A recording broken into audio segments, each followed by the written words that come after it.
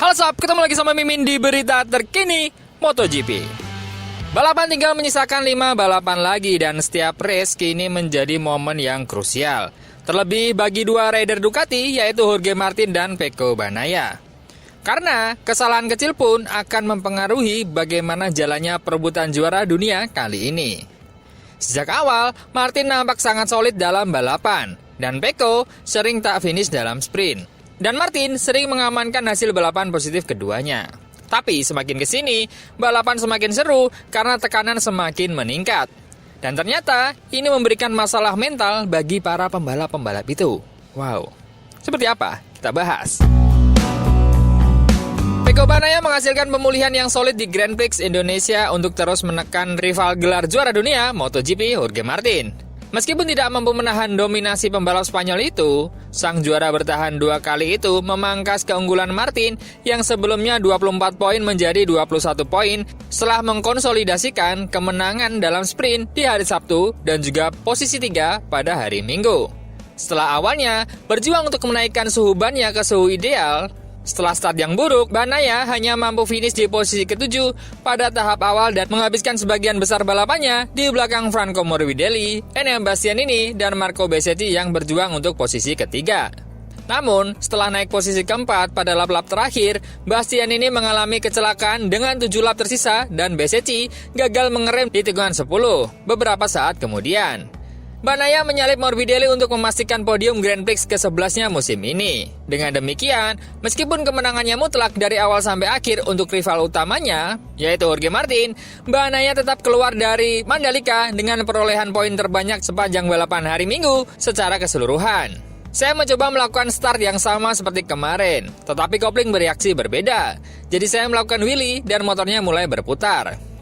Saya tidak kehilangan banyak posisi, tapi setelah start saya agak terlalu berhati-hati di putaran pertama sehingga saya mulai kehilangan posisi dan saya berjuang untuk mendapatkan kembali. Kecepatan saya sangat tinggi, tapi tidak cukup untuk menyalip pembalap di depan saya dengan mudah karena membutuhkan sekitar 10 putaran untuk menyalip Bezzecchi. Saya kesulitan dengan traksi, itu sulit, tetapi saya senang karena setelah kemarin kami masih memperoleh poin yang bagus, kata Bagnaia. Hal ini membuat jarak semakin terpangkas. Dan tentu, hal seperti kejadian di musim lalu, seperti layaknya crash Martin di sprint Mandalika, bisa merubah semuanya. Namun, tak hanya Martin, Pecco juga dianggap memiliki tekanan psikologis yang membuatnya sering blunder saat start. Awal yang buruk Bagnaia di Grand Prix di Indonesia, di mana motornya terangkat, menghabiskan 1/10 yang sangat berharga. Tardosi juga mencatat bahwa Martin, yang sempat mengalami masalah sebagai starter di awal musim, telah menyelesaikan masalahnya dan kini memulai dengan sangat baik. Pecco mengalami awal yang buruk dalam 4 balapan, dan itu tidak normal. Tidak ada konsistensi dalam manajemen kopling. Kami akan berusaha menyelesaikan masalah ini mulai balapan berikutnya, tambah Tardosi.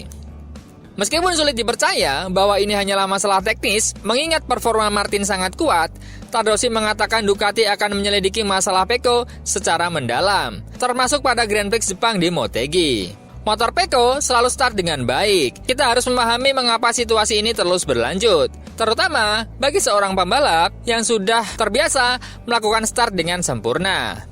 Dengan 5 Grand Prix tersisa, perebutan gelar MotoGP tampaknya bergantung pada Bagnaia dan Martin. Balapan berikutnya akan menjadi penentu, dan kedua pembalap harus menghindari kesalahan namun tetap efisien. Ya, memang tekanan mental bahkan bagi pembalap terbaik ataupun yang sudah memiliki titel juara dunia tetap tinggi untuk keduanya. Yang hal ini bisa membuat pertarungan keduanya semakin seru untuk ditonton sob. Beralih ke Yamaha, tapi bukan Yamaha Factory, Pramac dirasa akan seru di musim mendatang. Bos Pramac mendukung Jack Miller untuk menunjukkan nilai sebenarnya dirinya tahun depan. Miller berada di ambang kehilangan statusnya sebagai pembalap MotoGP setelah dipecat oleh KTM. Tapi dia diselamatkan oleh tawaran dari Pramac Yamaha, proyek satelit baru yang bergerak di bidang sama dengan Ducati. Itu berarti Miller akan bersatu kembali dengan Pramac, tim tempat dia menunggangi Ducati. Paolo Campinotti, pemilik tim, mengatakan kepada TNT Sport, Jack selalu ada di hati kami. Saya sangat senang dia kembali. Dia orang yang istimewa. Saya rasa dia belum menunjukkan nilai dirinya yang sebenarnya sejauh ini. Saya harap kita bisa melihat Jack yang sebenarnya tahun depan. Campinotti menyebut sifat-sifat yang dibawa Miller yang pasti adalah pengalaman yang hebat. Dia pernah membalap untuk Honda, Ducati, dan KTM. Jadi dia akan sangat membantu dalam pengembangan motor untuk proyek kami. Dia cukup berpengalaman meski usianya masih cukup muda. Dia akan membawa kegembiraan dan profesionalisme. Campinotti menambahkan, di tim, orang-orang yang bekerja sama dengannya, semua orang senang dia kembali. Itu pertanda baik, karena terkadang ada pembalap yang timnya tidak senang dengan kembalinya dia. Miller telah menghadapi 2 tahun yang sulit sejak meninggalkan Ducati dan bergabung dengan KTM. Kecepatan Pedro Acosta membuat KTM menyingkirkan Miller dari rencana mereka di tengah performa buruk lainnya. Pada akhir pekan Indonesia, dia menerima kesalahan atas penyebab kecelakaan beruntun yang melibatkan 4 pembalap. Namun, tahun depan, pengalaman Miller membalap untuk beberapa pabrikan bisa menjadi penting bagi pengembangan tim satelit baru Yamaha. Sedangkan dari rekan setimnya, Miguel Oliveira kemungkinan akan absen pada putaran MotoGP berikutnya setelah operasinya sukses. Pembalap Trackhouse itu mengalami kecelakaan saat latihan MotoGP di Indonesia di Mandalika. Oliveira dibawa ke rumah sakit dengan helikopter dan mereka mengkonfirmasi bahwa dia menderita beberapa patah tulang radius. Pernyataan yang dirilis oleh Oliveira kini telah mengkonfirmasi. Segera dibantu di pusat medis sirkuit. Dia kemudian dievakuasi ke rumah sakit setempat untuk menilai tingkat keparahan cederanya. Miguel Oliveira kemudian dapat melakukan perjalanan ke Lisbon, tempat plat ditanamkan untuk menstabilkan tulang. Miguel Oliveira akan menjalani pemulihan yang hati-hati, fokus kepada keberhasilan operasi, dan minggu pertama akan dihabiskan untuk istirahat total, sehingga dia kemudian dapat mengevaluasi dan menentukan strategi terbaik dan tepat untuk kembali bersepeda sesegera mungkin. Saat ini, semuanya menunjukkan bahwa pembalap tersebut akan absen pada 2 balapan berikutnya, yaitu Jepang dan Australia. Dari Trackhouse juga mengkonfirmasi hal yang sama. Pembalap asal Portugal itu menganalisis timnya saat ini dan sudah memikirkan masa depannya. Miguel Oliveira mengucapkan selamat tinggal kepada Aprilia dan Trackhouse musim ini untuk bergabung dengan tim pabrikan Prima Pramac Yamaha bersama Jack Miller. Saya datang ke Aprilia dengan ekspektasi tinggi karena tujuannya adalah tampil baik lalu masuk tim resmi. Tapi tahun ini saya beralih dari prototipe 2022 ke 2024. Ada perubahan pada casing ban belakang. Ditambah semua faktor ini, hasilnya bukan yang terbaik. Tapi saya tidak bisa mengetahui apa alasannya. Tidak mudah untuk mengidentifikasi alasannya. Sulit untuk menghubungkan semua ke satu komponen. Oliveira melanjutkan, saya selalu ingin memiliki materi tentang pembalap resmi. Tahun lalu, ketika Alex dan Maverick bertarung, saya juga dalam posisi yang lebih sering bertarung. Tapi, saya tidak punya banyak orang untuk memperhatikan motor saya dan memberitahu saya hal-hal yang bisa kami tingkatkan. Intinya adalah saya tidak pernah menjadi prioritas Aprilia. Tapi, saya mengerti.